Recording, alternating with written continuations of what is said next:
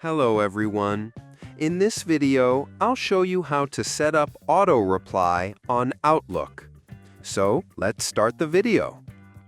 First of all, open your Outlook on your device. Now at the top, you'll see the option of Settings. Click on it. Now click on Automatic Replies. Now first enable this option, Turn on Automatic Replies. Now enter your message here. You want to send as auto reply. So if you want to make this auto message for a specific time, enable this option Send replies only during a time period. From here, you can select the start time, date and time, and from here, the end time, date and time.